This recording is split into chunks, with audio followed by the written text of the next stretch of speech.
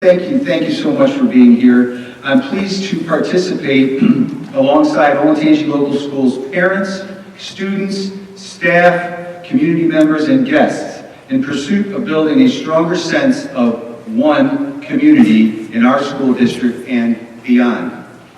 Olentangy Local Schools has more than 21,000 students from 2 counties, 4 cities, and 7 townships spanning 95 square miles.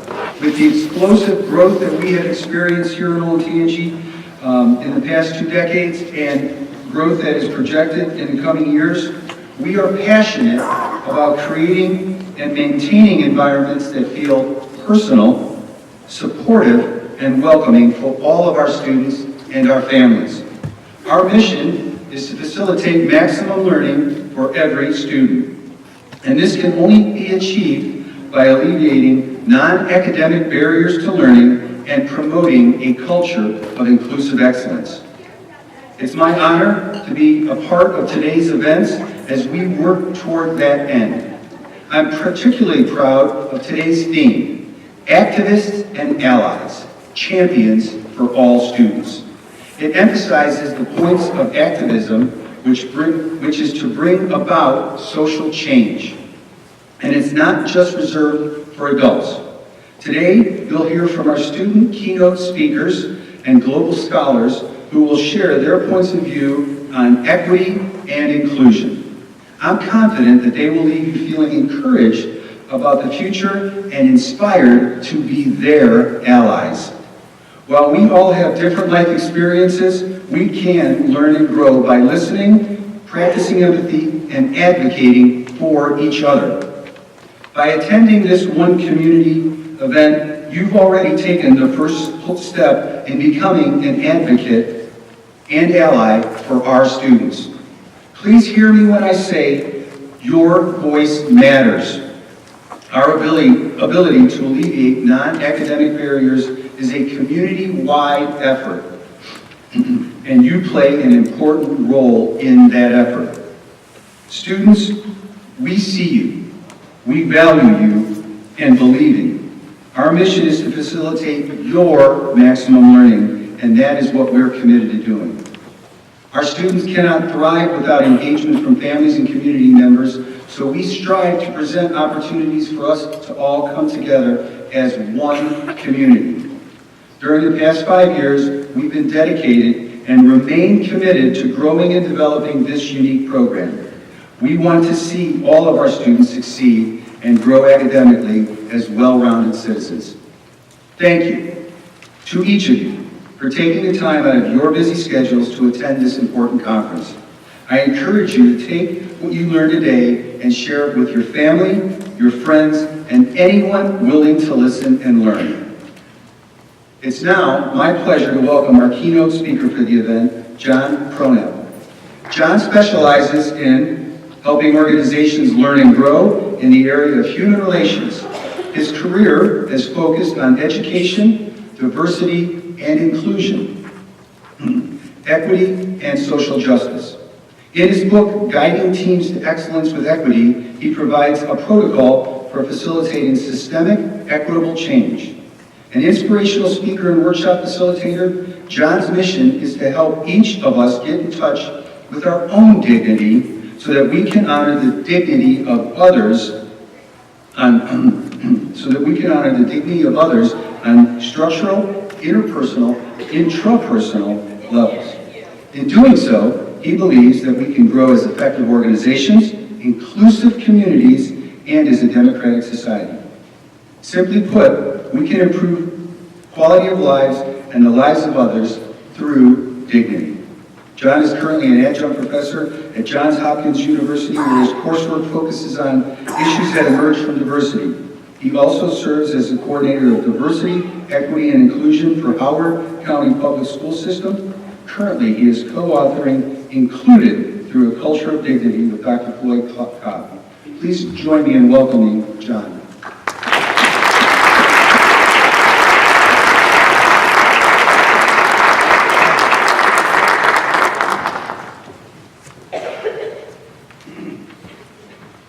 Thank you for that introduction. Thank you everyone for being here. Thank you to Heather Cole and Jackie Merkel for having me and inviting me here back to actually what I consider to be my home state of Ohio. I currently live in Maryland, but I grew up for 10 years of my life in Akron, Ohio, Northeastern Ohio. So I was really happy to be able to bring my two daughters here to what I consider to be my home state. Thank you to the Olentangy Education Foundation for also sponsoring the event and for getting me here. What I'm hoping to do during my time here during this keynote session is to talk about a very simple concept that's called dignity. It seems incredibly simple, and what I've really learned as I've been researching it over the past 2 years is that it is incredibly difficult. It's an incredibly difficult thing for us to do, to honor our own dignity and the dignity of others, because it's so easy to violate it. So that's what I want to get into today. I've spent about almost 2 decades now in my career focused in on equity and inclusion. And I'm at the point where I'm looking at what's really at the heart of the matter and what's going to move the needle in terms of progress in schools and communities. And I believe that the promise is held in the concept of dignity. So that's what we're going to get into. Now, on my slide here, you see a little graphic. There's a street lamp. And also, if you notice the title of my session, and if you happen to read the description, you'll notice that I wrote some of it themed to this graphic. I mentioned that we're going to explore the darkness. So I want you to consider the parable of the street light, what's called the street light effect. And it's an old parable. The most modern version of it goes a little something like this. One day in a crowded city, one evening in a city, there was a man on his hands and knees under a street lamp. And along came a police officer and asked, "Hey, what are you doing down there on the ground?" He said, "I'm looking for my keys." And so the police officer says, "Well, let me help you out." So the police officer also gets down on hands and knees, starts looking around. Everywhere else outside of this halo that the street lamp casts on the ground, everything else is dark. Everything out there is just the dark of night. So after searching around for a while, the police officer asks, "Well, are you sure that you lost your keys here? Can't find anything." And this man, who the parable also says he was probably inebriated, is looking around and looks up at the officer and says, "No, I didn't lose them here." And the police officer looks at him confused and says, "Well, why are we looking here?" And he says, "Well, this is where the light is. I actually lost my keys in the park, but this is where the light is." So the whole parable there, I mean, it sounds ridiculous. What it illuminates for us is what's actually called confirmation bias, which is that too often we look for answers to problems in areas where there's attention, where there's a spotlight being cast. So for instance, right now in the areas of equity and inclusion, you hear a lot about things like implicit bias. What I want to challenge us to do is to think outside of what's popular, what's in vogue, what's the catchphrase of the day, what's the buzzword, and let's explore what's outside of that lamp. And I'm going to suggest that the concept of dignity is out there in the darkness. It's something that really folks aren't talking about, but I believe that that's where the key, sticking with the parable of the man's keys, that's where the key to equity and inclusion actually is. So let's explore a little bit. I brought a video to start us off. This is going to give us a glimpse of where we're heading, not only in our session and our time together, but also with the concept of dignity. This came out a couple years ago. It went viral online, that type of thing. So my guess is some of you have actually seen this video before. What I know for sure is that we've never seen this video together as a community. So I know it's the first time that we're going to watch it together.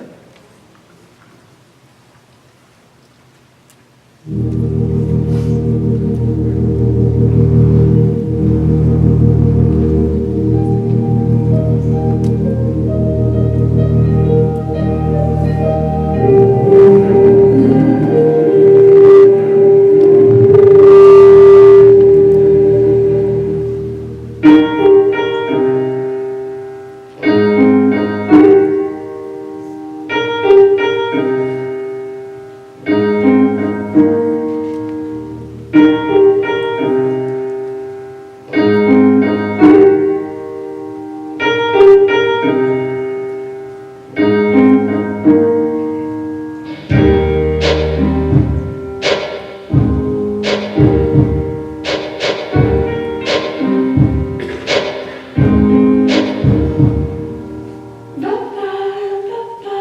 I can't change,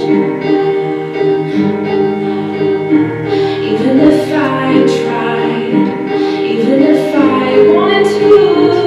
And I can't change, even if I tried, even if I wanted to. My love, she keeps me warm, she keeps me warm, she keeps me warm. She keeps me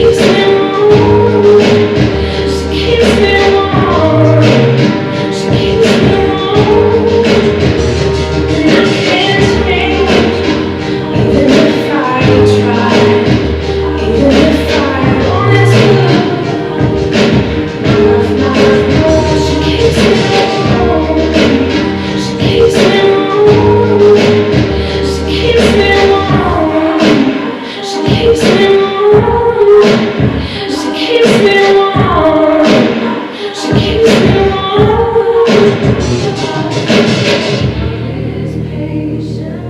My heart doesn't see race. Love has no age limit. We are neighbors and best friends. We all have different religions, but we have universal love as well. Love is love. Our family is no less than any other family.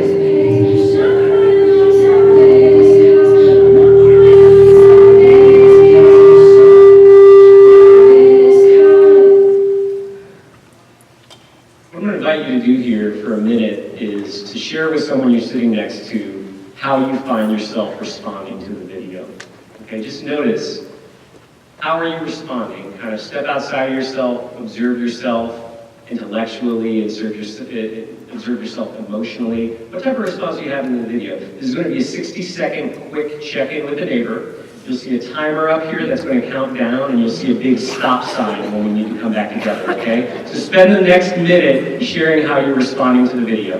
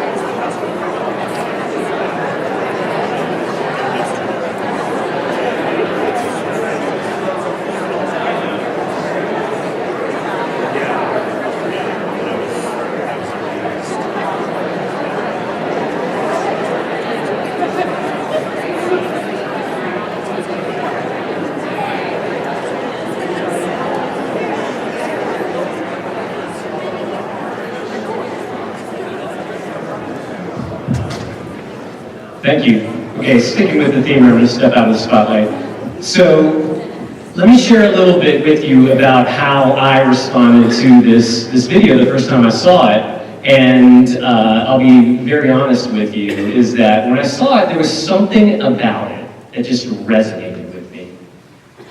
Beyond the physical dimension, it was like I had this spiritual experience with this video. However, there was something about it that bothered me. And let's see, this was 2015.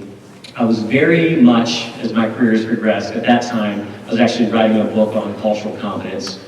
The last thing I wanted to do was to promote and encourage thinking that we might call colorblindness. I didn't want to encourage people to be thinking, well, differences don't really matter, we shouldn't be talking about them. I didn't want to encourage thinking like, well, slavery ended 150 years ago, we need to get over it. I didn't want to encourage people to think that, even the keynote speaker on diversity and inclusion suggested that we're all the same anyway, right? So that was the last thing I wanted to promote. So I had some tension with the video. I had some tension, but there still was something about it that I loved. There was some kind of truth behind that video. And here's what happened, and here's how it all was resolved for me. Is I realized that this video is not about diversity. Okay, it's not about diversity. It's actually about dignity, which is different. If we look at this video through the frame of diversity, this video is problematic. If we look at it through the lens of dignity, it's a little different. So that's what we're going to get into here. So let me actually back this up for a second and show the definition of what we're going to be working with here. So the way that I'm defining dignity is from the work of Donna Hicks. She works out of Harvard University. She's actually not an educator. She works worldwide with conflict resolution. And what she's noticed throughout her career is that every single human conflict, everything within the human dynamic that ends up as conflict, is a result of a dignity violation or a perceived dignity violation. There is no difference because that's reality. That's people's truth at that time. So the way that she frames it is that dignity needs to become our action. Okay, so she offers a two-part definition. The first one is what you see up here, equal human value and worth. Now, this becomes really important because we live in an existence, in an environment where distortions to dignity are our norm. There are external markers of difference that have historically been devalued. There's state-sanctioned indignity as a part of our current reality. Very important. We're going to come back to this. The second part of this definition is an internal state of peace that comes with a recognition of the vulnerability of all living things, meaning that dignity is vulnerable. Maintaining our own dignity is extremely hard because it's really easy to violate our own dignity and pull power plays on people. Really easy. It's actually a part of our primitive brain and our survival instincts. So we're going to unpack this a little bit. First of all, I want to stick with the concept that was brought up here in the video of labeling. Okay, this is a really interesting thing, especially in this environment, in the realm of education. So the concept of love, have no labels actually connects with educational research really, really well. So let me just frame this for us a little bit. Is there anyone in the room who's familiar with this graphic? Okay, this comes from the research of John Hattie. He's out of Melbourne, Australia. He's actually conducted, it's an ongoing research study. It is the largest research study in history. So it's the largest educational research study in the history of the universe as far as we know, right? So this has been going on for over 15 years. It's a synthesis of meta-analyses. So here's what that means. It's research on the research on educational research. So we're talking broad strokes here. What you see back here is what he calls the barometer of influence. To me, this is one of the most helpful things out of his research because it's like a Rosetta Stone. It allows us to compare effect sizes of different research studies, so it allows us to compare apples to oranges. So you see up here in the center, 0.40.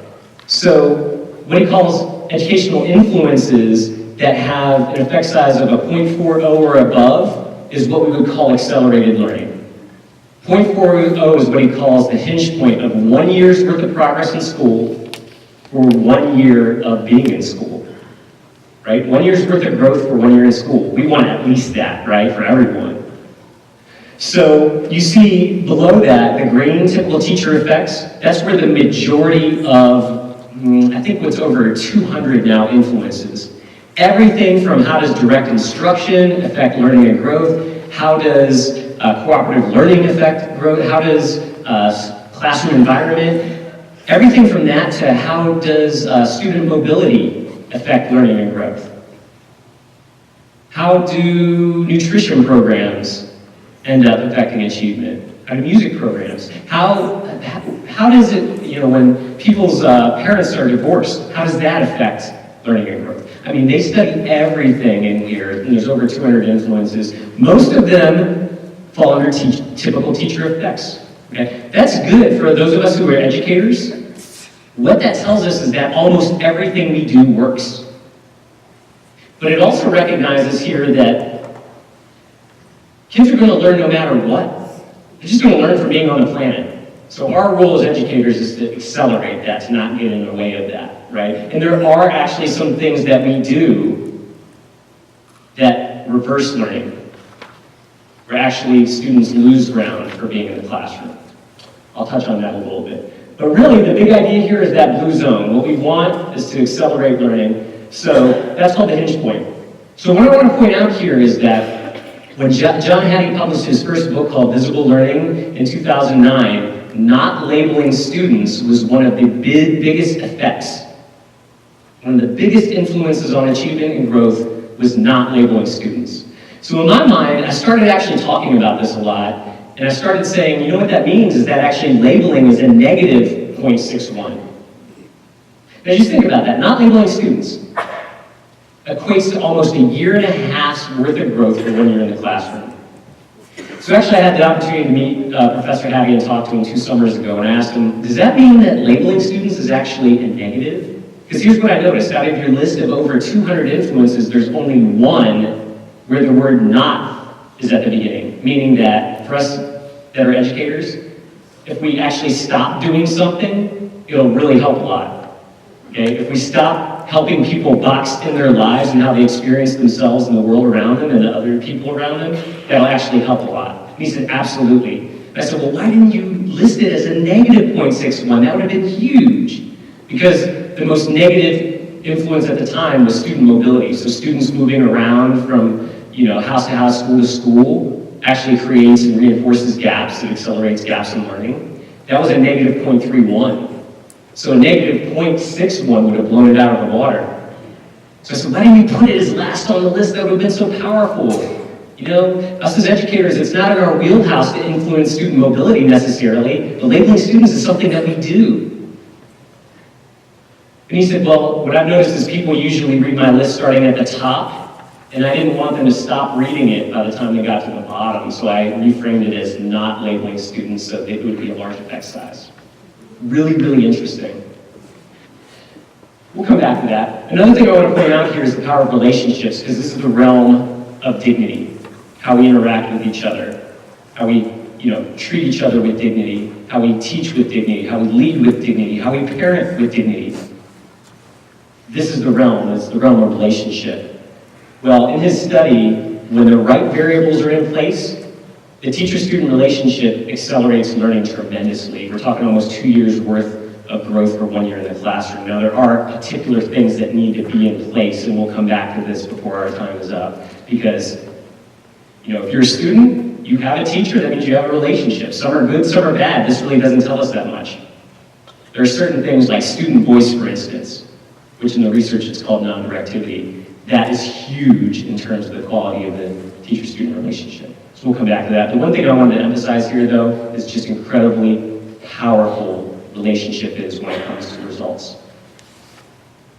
Okay, so what I want to invite you to do right now is to practice this concept of labeling. I'm going to ask you to visualize a student. I'm going to show you a list of labels that would be put on this particular student's lived experience. One at a time. I am not going to read them out loud because I think the font size is large enough for the people in the back. So as I'm showing you these, start to imagine a student, or if you're not an educator, just a person that you know that might fit, let's say some, most, or all of these labels, right? I'm not going to ask you to share, this is only for you. Try to visualize an actual human that might wear these labels.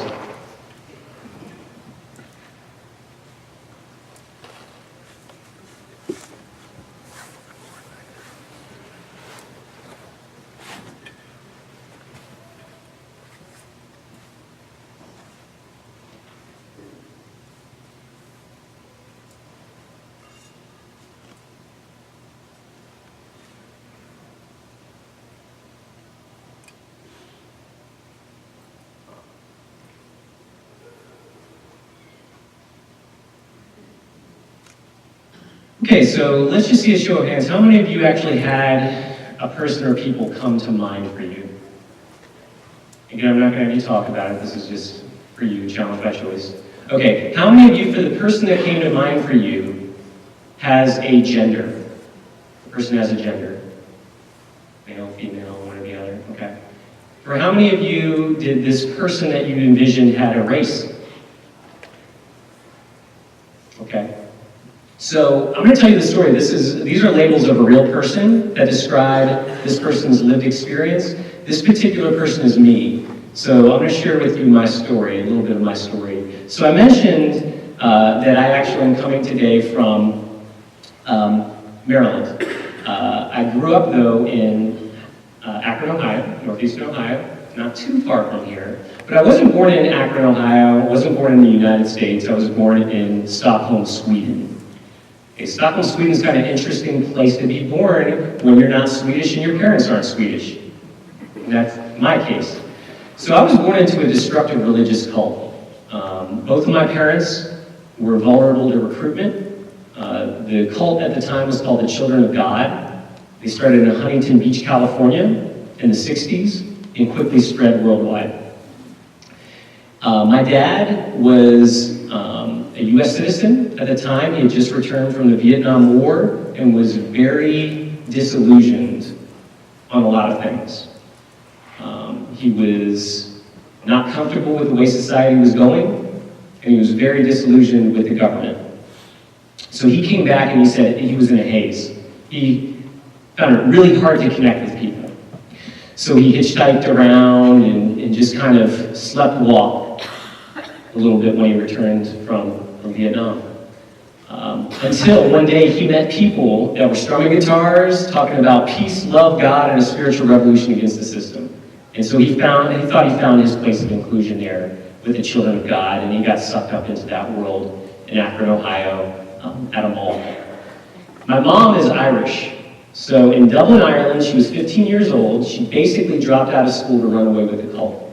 She also had her issues with belonging and inclusion with her family, and she wasn't finding it there, so she found it, with the Children of God. Now, they had what they called colonies all around the world. They were communes. My dad and my mom ended up in the same commune in Dublin, Ireland, and in England, and it was in that particular environment that one of the leaders of that commune said that he had a vision that they were supposed to get married. So they did. Now they fell in love and that type of thing as well. But sometimes that's what makes a cult a cult. You do what the leader says, and that's kind of what happened there. So about a year later, I was born in Stockholm, Sweden. Why were they in Sweden? Well, people moved around a lot from colony to colony for various reasons, to help get things going, to contribute. A lot of times it had to do with recruiting. So they were there in Scandinavia helping a colony get up and going and recruiting. And at that particular time, what the cult was doing became really slippery. It was always heading down a slippery slope because from its origins, the theology was based in human sexuality being the ultimate way to experience God. And so some of what they started promoting at that time became controversial, but I would just call it illegal. And the European courts also called it illegal. They actually called it evangelical prostitution. So what they started doing was promoting what was called flirty fishing as a way of recruiting. So women would go out into nightclubs and meet men, and that would be a way of proselytizing. So they started recommending that, but also at that particular time, they started promoting child sex. And it was at that time that my mom thought, this isn't the environment where I want to raise my children. And my brother was born about a year after me. I was born right before my mom's 17th birthday. Okay? My brother was born about a year after that. All of this was going on at that time. And my mom, who was my hero, did something that, for what I know now, is downright almost impossible, which is she deprogrammed herself from the brainwashing. But it was really dangerous. So she started plotting her escape. She couldn't tell anyone, because what would happen, another thing the cult became notorious for during the 70s was child abduction. Now, people have heard about the Children of God for a couple different reasons. One is because of some of the celebrities that talk out about cults. Their parents were leaders in this. So the Phoenix family, Joaquin Phoenix, River Phoenix, Rain Phoenix, they were a part of this group. So people know about it because of that. They also know Rose McGowan, who's been in the news with the Me Too movement. She was born into it as well. And also people know about it because HBO did a documentary a few years ago. And people are like, oh yeah, I remember seeing that on that religious cult. That was the Children of God. And that particular documentary highlighted the child abduction. So here's what would happen. A cult leader, a colony leader would catch wind that someone was questioning, asking too many questions, or planning their escape, or wanted out. And what they would do is kidnap their children and hide them somewhere halfway around the world where they would never find them. And they would raise them with the indoctrination. So my mom knew about this, so it was really dangerous for her to tell anyone about her plans. So it was around that time, I was almost 4 years old. My dad brought us to the United States. So I started living in the United States right around the time I was 4 years old. And it took my mom about 9 months to catch up with us for various reasons. But eventually when she did, almost a year later, she broke the news to my dad that she no longer wanted to be a part of this group. She wanted out. She wanted to bring the kids, and she invited him to come with her. Now, he was clearly under the mind control. He was not receptive to her invitation at all. Matter of fact, he was angry and really confused about things. So a few days later, my brother and I disappeared. And my mom, when she wrote her first book, it was about our lives. It was about our lived experience. It was called Not for $1 Million. And that particular chapter is called Kidnapped. And it's still controversial in terms of, what happened. My dad says he just needed time away to think. My mom, one day we were there, one day we weren't. And actually, we were being hidden in a colony, coincidentally, not too far from Columbus, right outside of Columbus, Ohio. And my mom had the help of an anti-cult group. They helped her with legal assistance, helped her get housing, and they helped her find us. So she came down here with the help of the anti-cult group, got legal custody of us, went through 2 court battles, one here and one in northeastern Ohio in Portage County. The judge here was very sympathetic to my dad and wanted to make sure that that he had access to us. My mom did not want to stay in the United States. She wanted to come, get us, bring us back to Ireland, where she'd have family, she had a support network, she had familiarity, she had a life. She was still a teenager. She had dropped out of high school. This was scary for her. That's part of why she's my hero. She came to rescue us. She did not want to stay here. But the judge here actually prevented us from leaving the country with my mom, so she was not allowed to leave with us. As a matter of fact, took our passports. So here she was with this dilemma. She had a choice to stay here with us or to go back to Ireland where her life was and where her family was and everything else, and she chose us. And so that anti-cult group helped us get our first housing, downtown Akron, Channelwood Apartments, Section 8 housing, sponsored to this day by Alpha Phi Alpha, which is a historically black fraternity. That was our first home. I brought a picture here, right down lower right-hand corner. I used to walk to school to St. Mary's. As a matter of fact, I went to St. Vincent, St. Mary's, and so when I give talks anywhere, I'm talking anywhere, from Maine to Hawaii to wherever, and I ask people, who's heard of St. Vincent's before? People raise their hand. Of course, you all from Ohio, you know what St. Vincent's is all about, right? LeBron, yeah, LeBron. Also known as my best friend, LeBron. He's standing in the picture over there. You can't see him. He's like, oh, there. No, he's a whole generation younger than me, but he actually grew up in the same neighborhood as where my dad lived in West Hill, like right near West Hill in Akron, Ohio. And, you know, I really think that I have this relationship with him. in my mind's eye, he's my best friend. You know, he texts me and stuff, like when he's in town. You know, Lakers were in Washington, D.C. recently, and he's like, hey, do you want to go bowling? You want to grab some pizza?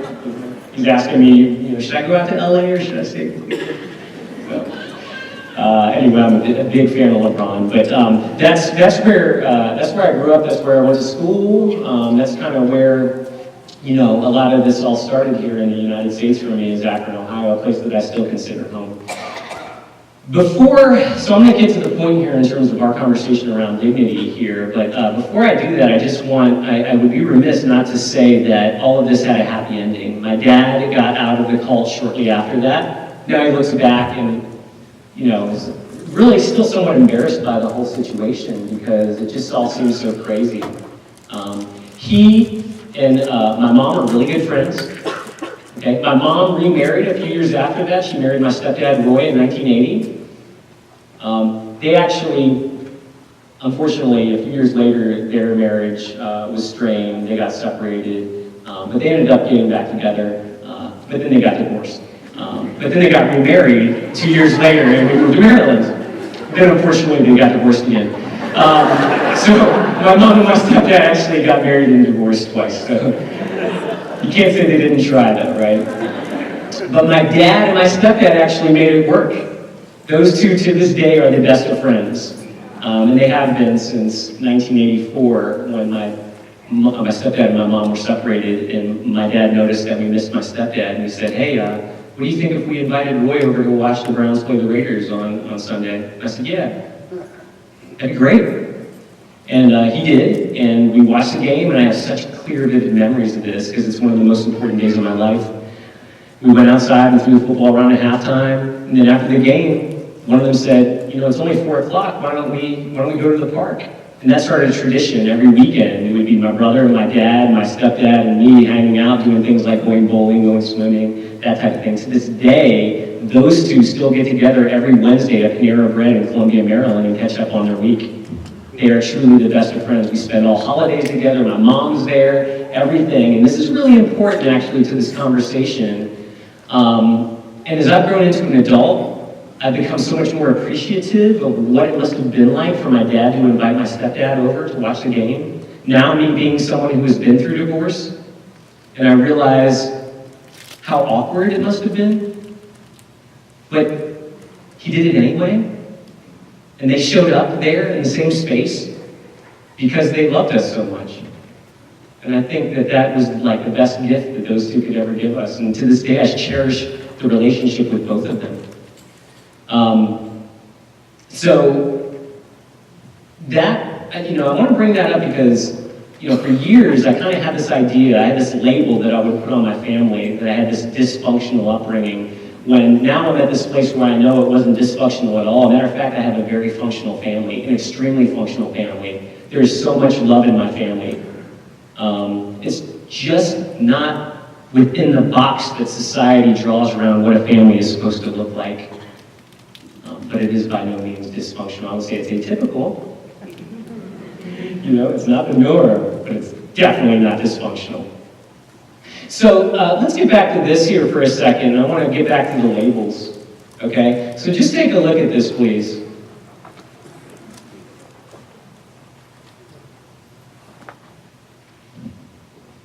Okay, what you see are two columns. Okay, left-hand side is what I shared with you. Okay, the right-hand side actually is interesting. A couple things. One, these have quotes around them because they came out of the mouth of a friend of mine 24 years ago during my first year of teaching. Okay, I started my career as an elementary school teacher. I was telling a friend of mine, a colleague of mine at that time, part of the story that I just told you, but I didn't even have all the details in my mind. I didn't even want to explore that story. As a matter of fact, it's a continuing journey for me, just exploring who I am in the context of that story. She said, at the end of that story, she said, John, I would have never have guessed any of that. She said, quote, I would have guessed you were the all-American boy growing up in the suburbs with the white picket fence and all. I would have thought you had a normal childhood.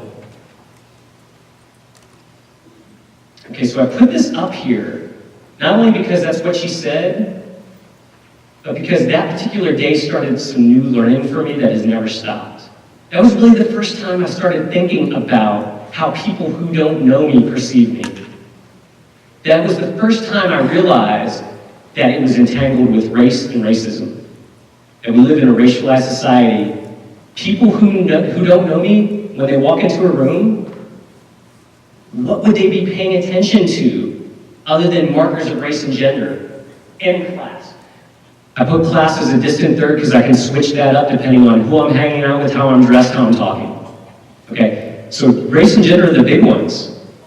So when someone doesn't know me, I believe this so strongly that the right-hand column here is part of the narrative that's running in the subconscious. Whether or not they're conscious of it, I think the associations that they're making with me are very similar to the narrative you see on the right.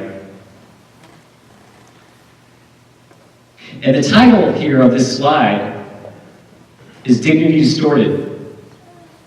Because what I want to bring to our attention here is we all do this. It's remarkably easy. Even in a high school context, I know there's high school students here. How common is it to look around in a hallway and to compare yourself to other people? How common is it in the workplace to think about where you fall in the pecking order? Essentially, how common is it to base your self-worth, your own dignity, on comparisons to other people? And that's actually part of the way racism functions as well. Sexism, all of the systems of oppression function like that. They're systems of indignity. And that's where my mind is nowadays. Why is this so incredibly easy to do? And I have really strong beliefs about what my lived experience would be like if I had different markers of race, if I had different markers of gender. I have 3 daughters that I love more than anything. And I have a dog who happens to be female as well, Rosie. I love her too. This isn't about her though. She doesn't have necessarily the markers that people look at. But I have 3 daughters, Jillian, Josie, and Eliza. I know that growing up with female markers of gender, they're going to have a different lived experience than I have had with markers of maleness. They're going to walk through the world with people with the dominant culture, with others responding to them in a way that's different than people respond to me. I know that. So I also think about what my life would be different. You know, I can't stop thinking about this kind of stuff. I'm actually married to a left-handed person now who reminds me all the time about her experience being a left-handed person in a right-handed world. I never used to think about where I sat on an airplane. Now if I don't sit and make her life a little bit more comfortable, she reminds me, let me tell you. I thought we've had this conversation. I know it's a lot more comfortable for her if she can move around her left elbow, if she can sit on the aisle seat on the side where the aisle is to her left. I know that sitting down at dinner, I can make her life a little bit more comfortable by sitting to her right so that she can have her elbow to get her fork and her spoon and that type of thing. I never thought about this before. And here's the thing, it's so easy for me to forget. What I've noticed lately is the slight amount of agitation in her voice when she has to remind me of things that she's already taught me. This is big. This is big. I'm telling you. This is new learning for me, but it's big in terms of the broader patterns of society and just what it must be like, how frustrating it must be to always remind the dominant culture that they're working against you. You know? How hard it must be to maintain your dignity, your inner state of peace, when people know better but they're not doing better. So, you know, I also think about what my lived experience would be like if I had different markers of race. So if I had markers that blackness was attached to instead of whiteness, what would my life be like? You know? My nieces and nephews are in St. Louis. They identify as multiracial and biracial. The odds of them being categorized as black, pretty high, no matter how they identify, right? So I think about what my lived experience, what's their lived experience going to be like? How's that going to be different than me? So I have some strong opinions of that. If I had markers that blackness was attached to, I think I would be statistically more likely to be disciplined more severely than my white counterparts. I think I would be more likely by third grade, statistically, to end up in what's called the school to prison pipeline. I think I would statistically be more likely to end up in jail. I think I would be statistically more likely for routine traffic stop to go horribly, tragically wrong, even if I was doing all the right things, like reaching for my wallet when an officer asked. Now this is where all the stuff with implicit bias comes in. I mentioned, it's a hot term, people are paying attention to it. That's good. I don't mean to denigrate implicit bias at all. Kerwin Institute's here at Ohio State. They're the premier institute studying and putting out help with implicit bias. I no means am I denigrating it. It's really, really important. And we have to think about why. Why is it important? It's because of issues around dignity and how easy it is to violate it. So, some of you may have actually seen this TED Talk, right? The single story, the danger of the single story. Chimananda Adichie. How many of you have seen this? Okay, if you're an educator, I would say this is required viewing, right? If you haven't seen it, watch it today. I have a 3-minute clip here. What we're talking about, she puts some interesting language on this. She calls it the danger of the single story. It's exactly what we're talking about. Take in her words here to inform your thinking. But I must quickly add that I too am just as guilty on the question of the single story. A few years ago, I visited Mexico from the US. The political climate in the US at the time was tense, and there were debates going on about immigration. And, as often happens in America, immigration became synonymous with Mexicans. There were endless stories of Mexicans as people who were fleecing the healthcare system, sneaking across the border, being arrested at the border, that sort of thing. I remember walking around on my first day in Guadalajara, watching the people going to work, rolling up tortillas in the marketplace, smoking, laughing. I remember first feeling slight surprise, and then I was overwhelmed with shame. I realized that I had been so immersed in the media coverage of Mexicans that they had become one thing in my mind, the abject immigrant. I had bought into the single story of Mexicans, and I could not have been more ashamed of myself. So that is how to create a single story. Show a people as one thing, as only one thing, over and over again, and that is what they become. It is impossible to talk about the single story without talking about power. There is a word, an Igbo word, that I think about whenever I think about the power structures of the world, and it is nkali.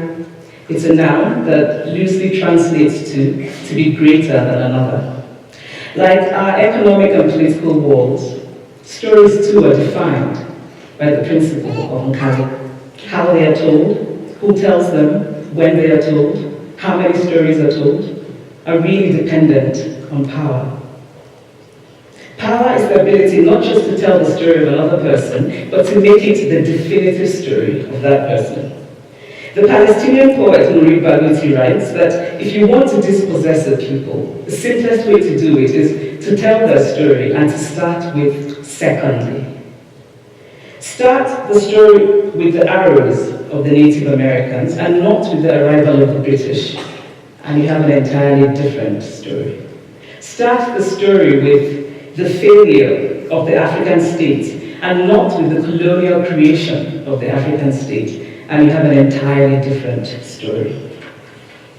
I recently spoke at a university where a student told me that it was such a shame that Nigerian men were physical abusers like the father character in my novel. I told him that I had just read a novel called American Psycho. And that it was such a shame that young Americans were serial murderers. Now,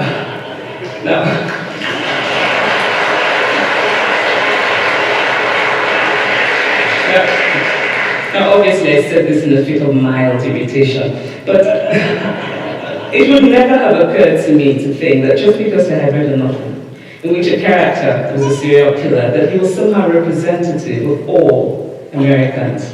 And now, this is not because I'm a better person than that student, but because of America's cultural and economic power. I had many stories of America. I had read Tyran, Updike, and Steinbeck, and Gateskill. I did not have a single story of America. Powerful, right? Power of stories. So many implications here, not only for curriculum instruction, but the nature of our friendships and our communities, who we're interacting with, who we're inviting over for dinner, who we're consciously developing friendships with, their stories, and having access to a plethora of them. So just another kind of comment here about labeling, because there's so much student voice and activism right now that is, I think, bringing a lot of truth and perspective to this conversation. Here we are over 25 years into our era here in education of heavy-handed accountability and high-stakes tests, and we have students pushing back on it with signs like this: I'm more than a test score. Translation here. We need to humanize our schools. We need to set up spaces and environments where people can humanize one another and see each other and experience ourselves actually, more than the confined space that labels provide. And of course, it's not just the labels here. What we're talking about are the biases, all that negative stuff that's actually attached to labels, all the things you see up right here. If you've had a Psychology 101 class, you probably remember the Pygmalion effect, the self-fulfilling prophecies, the way that the biases and the meaning that we had attached to labels actually work to create those. We're co-creating them. That's actually the issue here. So really the anecdote lies in our dimension of our beliefs, which is influenced by the relationships that we have. So I mentioned with the video that we started off with that video was not about diversity. At least that's how I experience it. It's about dignity. So what about diversity? This word's used a lot, right? It's one of these words that is used a lot, but who knows what it means, because there's so much connotation attached to it. Here's the truth. You get any two people in a space, you have diversity. You have differences, okay? And you're going to have conflict that emerges from those differences. So diversity work really is simply relationship work. And also, if we're going to be using this word, we need to have some shared language and shared definition around what it is that we're talking about. Let me suggest this in terms of the theme of this conference: equity and inclusion. Entertain this idea that diversity is not important. That sounds ridiculous, and I kind of say that to be provocative, but I really mean it. It's not diversity that's important, it's our response to diversity. Okay? It's not differences that are important, it's how we respond to differences. Because the reality is that diversity is our reality. You know, it's not a vision, it's a reality to wake up to. Our vision is something different. Our vision is something like inclusion. So here's what I mean. Take a look at this. I'm going to show you a graphic. Here are 4 different responses to diversity. Diversity is present in all of these, and I'm doing this to illustrate that it's not diversity that's the important thing for us to pay attention to, it's our response to diversity.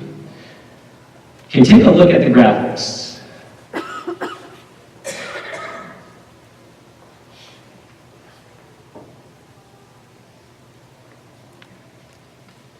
Okay, let's start over here.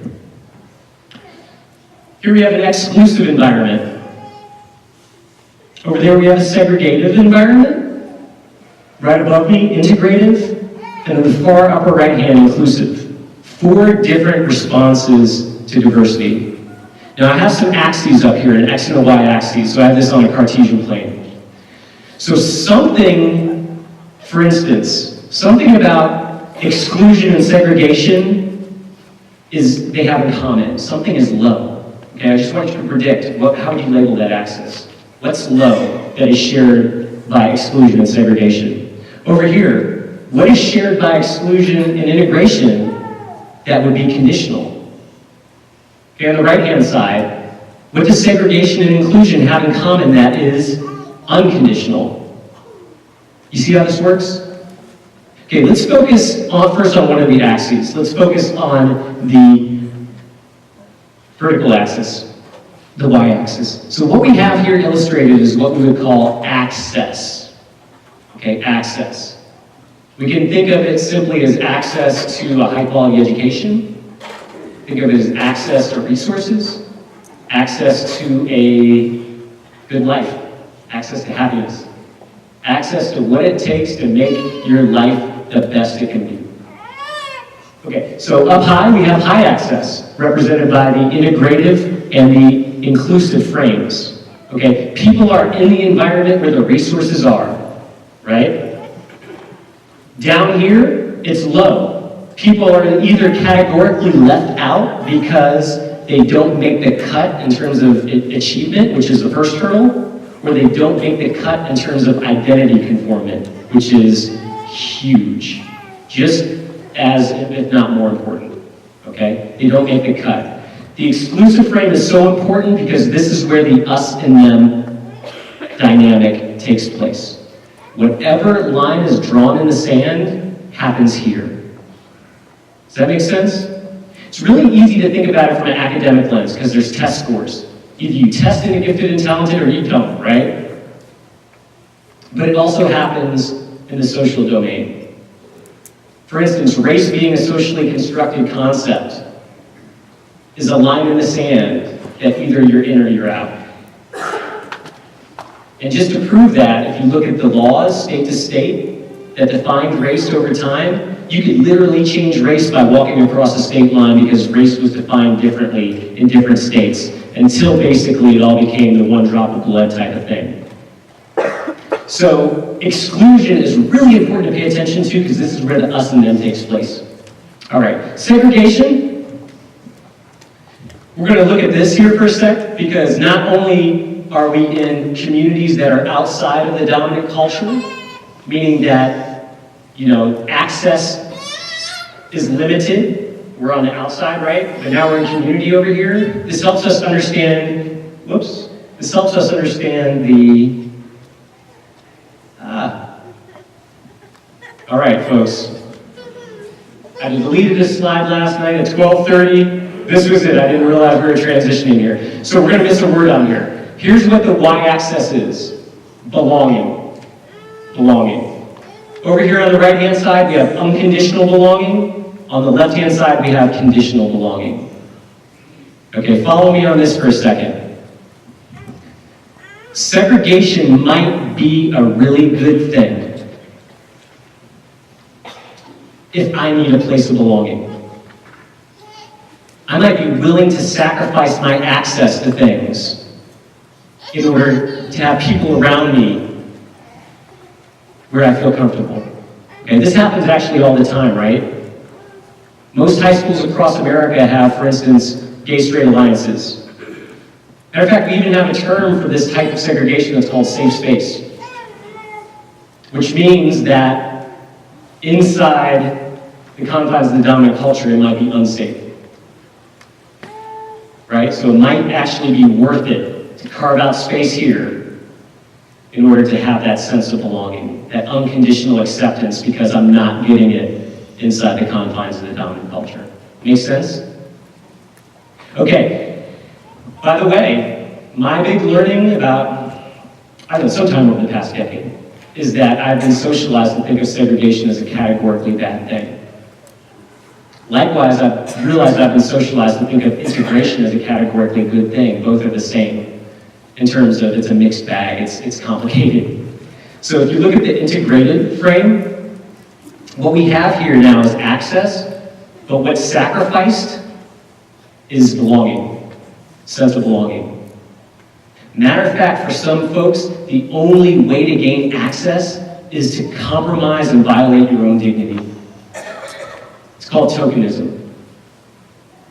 So, in that frame, what's happening is there's access at the expense of belonging. Belonging becomes conditional. Okay? If you can hide aspects of yourself that make the dominant culture uncomfortable, you can be in, right? if you can get rid of those things, you might have more of a sense of belonging. But for some folks, they either can't or don't want to and should not give up parts of themselves that are important just to have access. So really, folks, there's only one frame on here, I believe, that is morally acceptable for us as work as educators, and that's the inclusive frame. Just to illustrate, and I'll come back to that, just to illustrate how important belonging is, let's take a look at this graphic. Does this look familiar? Okay, Maslow's hierarchy of needs, right? Maslow's hierarchy of needs, okay? Quick refresher, the whole idea here is that we as humans have certain needs that when we satisfy them, we're more open and available to satisfy our needs at the next level. The lower ones here, of course, are safety and physiological needs. I'm not ignoring those because those are critically important. As a matter of fact, in schools, some students come to school hungry. We have responsibilities. We have responsibilities to help families feel safe in sending their students to school. I mean, just think of school shootings, for instance. There are real needs and responsibilities that we have in order to address the lower needs. And right now, what I want to pay attention to is what Maslow called the higher needs, okay? The next two rungs. We can think of them as belonging and achievement. Achievement actually is what he called the esteem needs. Belonging is the relational needs, the relationship needs. So his theory was, when people feel like they belong, when their relationships are on point, they're more available to achievement. Matter of fact, achievement only happens in the context of community. That's where all the standards for achievement happen anyway. So what I want to suggest here is that our schools in general, in terms of our institution of education and our tradition, and especially in the area of high-stakes testing, actually reverses these two. Which means that belonging becomes conditional on achievement. And just think about it. How does it feel when you don't test into a certain class, when you're excluded, right? How does it feel? Here, let me give you this example. I was working with high school students about a month ago, and I was talking about some of this, and one of them came up afterwards and she said, you know, I'm a senior. What you're describing is our school, and their school is one of the top, they're in that U.S. News top 100 high schools in the United States. They're like one of the best schools in the United States in terms of test scores. She said, you're describing our school right here. And she said, truth be told, it's not really safe to study with your best friend. Secretly, no one wants their best friend to be higher than them when the class rankings come out. Just think about that. That's not healthy. That's really not healthy. We're talking about uber competition here. We're talking about sacrificing belonging in relationships because of achievement. And this happens in the social dimension too, right? I'll feel better about myself. I'll be accepted if I only achieve this, right? Once I get that job, I'll feel better. You know, instead of the other way around, where we can accept ourselves unconditionally so we can be at our peak performance. Same thing with schools. If we focus in on relationships, if we focus on inclusion, we focus on making sure every single student, especially those who have social identities connected with historically marginalized groups, especially we make sure that everyone has a shared sense of belonging, achievement will take care of itself. However, we're going to have to work against the historical inertia here that has inverted, these two levels. So that brings us back to the frame here. Like I mentioned, I believe there's only one of these frames that is acceptable for us. And it's to make sure that every single student is included. So then it becomes like the question of, well, how do we do that? How do we make sure? And that's where dignity becomes having utility value for us. It becomes the action. We can make sure everyone is included by shaping a culture of dignity. So let's take a look at what that means. How do we make that operational? And this gets back to what I was mentioning about the streetlight effect. Thinking about dignity as the action. So paying respect and homage to Donna Hicks, Dr. Donna Hicks, I mentioned her earlier. She just had a book come out in August called Leading with Dignity. It's extraordinary. And there's this quote that I have up here on the slide. Good people with good intentions can harm others if they are not conscious of dignity. And I've lived in the world of equity, social justice, and inclusion for almost 20 years. It's a broad tent. There's people with all kinds of approaches in there. What I've realized is this: good educators with really good equity aspirations and intentions can do harm unless they're conscious of dignity. Meaning it's really easy to come in and tell people what they need to do and to violate all their dignity in the process, talking down to them. Really easy. So it's a question of how do we engage with this work in a way that's aligned with the work? How do we do equity in an inclusive way? And I would suggest that the answer is dignity. Here are the two definitions I mentioned to you earlier. Okay, the second one is as important, if not more important than the first. The first one's pretty easy to understand. Pretty easy to understand. Equal human worth and value. Now here is a little nuance. Oftentimes I hear people using the term respect and dignity synonymous. They're not the same. Dignity is unconditional. We all have it because we're human. We were born with it. You can't gain it. You can't lose it. The only thing you can do, one of two things: honor it or violate it. In any relationship, that's the only choice you have. Okay? You cannot gain dignity. You already have it. Respect is different, though. Respect is different. Respect can absolutely be gained and lost. It's according to people's actions. Has anyone lost respect for someone? Yeah? Anyone relate to that? Absolutely. You can lose respect and they can gain it back. It's conditional. However, dignity isn't. Dignity is not. It's innate. Really important. Second one here. I've noticed that people struggle with this one. It's a little bit harder to wrap your mind around. Here's one way to think about it. You can't give what you don't have. Okay? You can't give what you don't have. Meaning, it's going to be really hard to honor the dignity of someone else unless you have a firm grasp on your own dignity. It's really hard to love someone else unless you love yourself first. So with this definition, when I was first working with this work, I had this song pop in my mind. I couldn't get it out of my mind. I might be predicting what it is right now. Okay, one of the lyrics goes a little like this: no matter what they take from me, they can't take away my dignity. Anyone know what I'm talking about? Because the greatest love of all is happening to me. Learning to love yourself is the greatest love of all. Who sang that song? Okay, that's what I thought too, until a few years ago. It's actually George Benson, and Whitney Houston did a cover. Now here's what's interesting. You dig a little deeper on that. I never thought about that. When I started thinking about the lyrics, I was like, what's Whitney talking about? Why is she worried about her dignity? Who's trying to take it away, whatever? If you look at that song and why it was originally it was written about Muhammad Ali. And when he wanted to be himself and practice his religion the way he wanted to practice it, to worship God the way he wanted to practice, what happened is the system tried to take everything away from him. They took his boxing title, they put him in jail, and so that song there, and what he did is he maintained his dignity through the whole process. He did not compromise his own dignity through that process. So that lyric it started having new meaning for me. No matter what they take from me, they can't take away my dignity. We are the protectors of our own dignity. It's us and us alone. And like I mentioned here, there's only one of two things that we can do. Now, I'm talking here no matter if you're the superintendent working with principals, if you're the principal working with teachers, if you're teachers working with students, if you're a parent working with your child, or if you're a person working with your significant other, there's only one of two things we can do in any relationship, and it's this.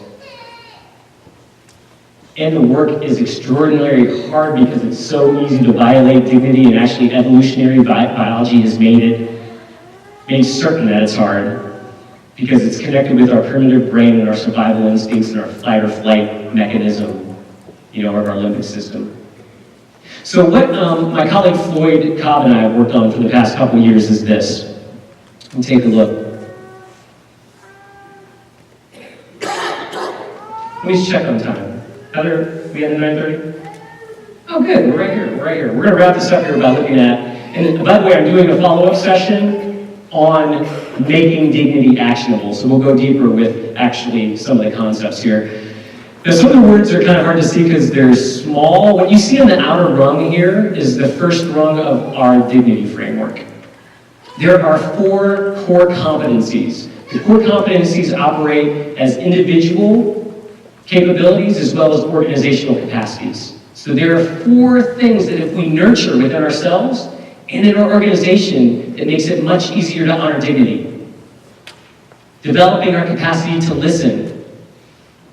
Okay, my colleague Trent Hall is here today. He's part of our dignity team. He's going to be doing a workshop for middle school students, helping nurturing listening and empathy. And empathy is the second core competency. If we can nurture that, it makes it so much easier to honor dignity. Third one is patience. It's really hard when road rage is the perfect example. I'm serious. You know, you're driving behind an actual person, a human being who has their personhood fully intact until the moment they do something that you don't agree with, then they're an object. You know, you don't even see them as a person, right? They're a particular type of object. They're what we would call an obstacle, someone who's in your way. Trent's going to be talking about that a little bit, as the way that we dehumanize one another and turn each other into objects, and it's so easy. And the paradoxical thing is that it's easiest to do it to the people that we're closest to, the people that we love the most. We take them for granted, and we actually it's so easy to turn them into objects. The fourth one is openness. Super important when it comes to equity and inclusion issues, because all of us have triggers for feedback. One of the hardest triggers to work against are what we call identity triggers, where it's feedback that comes at you that challenges your image of yourself. No, that can't be me because I'm a good person, right? And it's really hard to become open to feedback that challenges our ideas that we're really good people with good intentions. Okay, so openness is that fourth capacity. The middle rung, are what we call indicators. How do we know that people feel their dignity is being honored? There are 4 things we can pay attention to and start to figure out how we're going to measure. People are feeling appreciated, people are feeling validated, people are feeling accepted, and people are feeling like they're treated fairly. Okay, those are the 4 things. People feel heard, they feel seen, they feel wanted and accepted, and they feel like they're treated fairly. So the inner rung is where the rubber hits the road the most. These are what we call our behavioral competencies, our standards for dignity. There are 4. This is where the action lies. We can presume competence and positive intent, basically assume the best of people. We have to work against our preconceptions in order to do that. The second one is building partnerships and community, part of the intent of today, and I love the theme, one community. The third one goes hand in hand with that one. It's repairing harm and restoring relationship, and here's the thing, and this has to do with restorative justice as well. You cannot repair a relationship that doesn't exist, right? You can't rebuild a community that was never built in the first place. So the work here really is community building. The work of restorative justice is community building. It can't just be used when things go bad, because there's nothing to repair unless there's a healthy relationship there in the first place. Okay, so the third one is repairing harm and restoring relationship. The fourth one is affirming differences and uniqueness. This is where diversity comes in really important in terms of recognizing how we're all different in ways where we bring ourselves as assets to our community, right? As a matter of fact, the very first way that we can honor one another's dignity is to affirm the identity of one another, how we choose to identify and affirming that. Now, overall, here's how we're going to end. If I could summarize it in one statement, it would be this: responsiveness. Okay, responsiveness. Basically, what we need to do is work on how we respond to one another. That's it. Think about it in terms of a relationship with 2 people. If it's only one person always responding to the other person, there are going to be some issues in that relationship, right? Because it's going to be a relationship where one person's dominating the other person. So what it has to be is two people engaging and responding to one another in healthy ways. So what we're going to do is practice this, right? We're going to leave with actually a physical experience that embodies all of this. So what I'm going to do is ask our conference organizers, Jackie and Heather, if you wouldn't mind joining me up here on stage for a second. Can we give them some encouragement, please? Because I'm putting them out here. All right, and I'm going to ask everyone else, please, if you're able to, please stand. All right, let's get one of you over here. Let's stay over there. Okay, so that everyone knows, these are the two masterminds behind this event. Let's hear it. Yeah. Tons of work to get through. These events are a huge undertaking. Okay, here's what we're going to do. We're going to practice responding.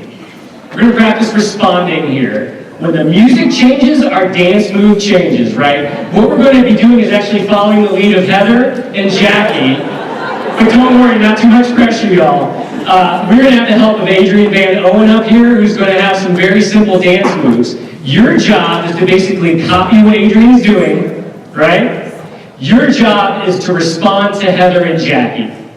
All right? And when things switch, be prepared to switch. Don't worry about what anyone around you is doing. It's just you and the environment responding to the music and our leadership up here. Are we ready? So these are some very simple dance moves. You probably never heard of the first one before. It's called the air guitar. All right, air guitar. Are we ready? Are we ready? You two ready? Here we go.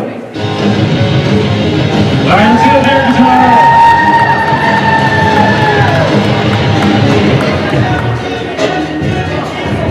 Here we go, my friend.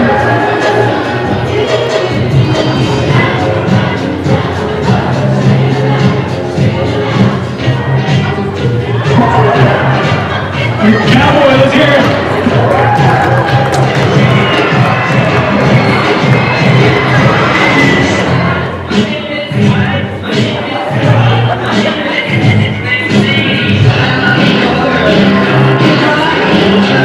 Elvis legs.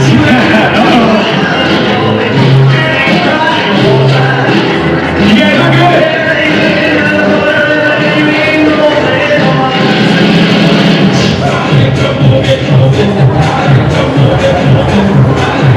we go, shopping cart.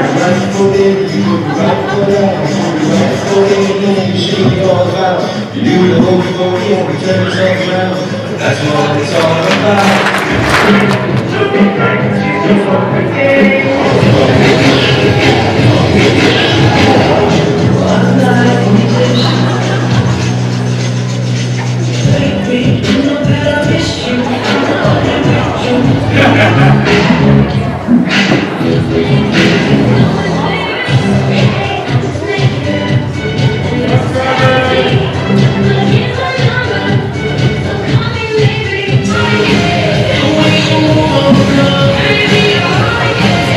All right, let's hear it for Jackie and Heather, everyone.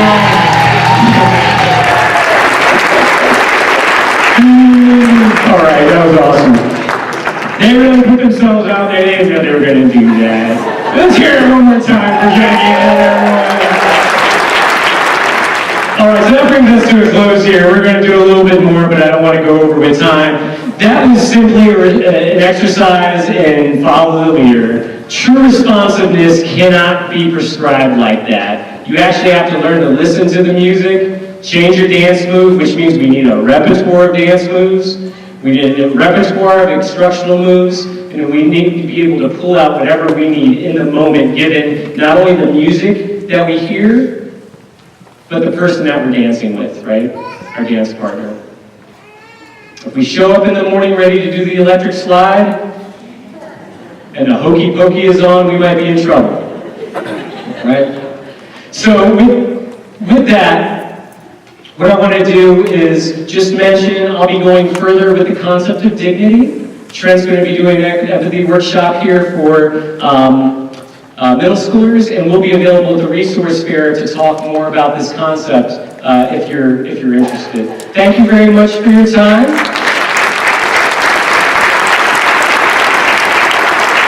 Heather has a few words here, but sincerely, from the bottom of my heart, thank you for being here today because this is the work of our generation. Equity and inclusion, I think dignity can help. Thank you. John, thank you for getting me out to dancing this morning and for your very inspiring words. We are thrilled to have you here. We want to take a moment to thank the Olentangy Education Foundation for being our presenting sponsor this morning for our opening keynote. Without their very generous donation, we would not have been able to bring in such an inspiring and impactful leader in the field. So please join me in giving the Olentangy Education Foundation a round of applause.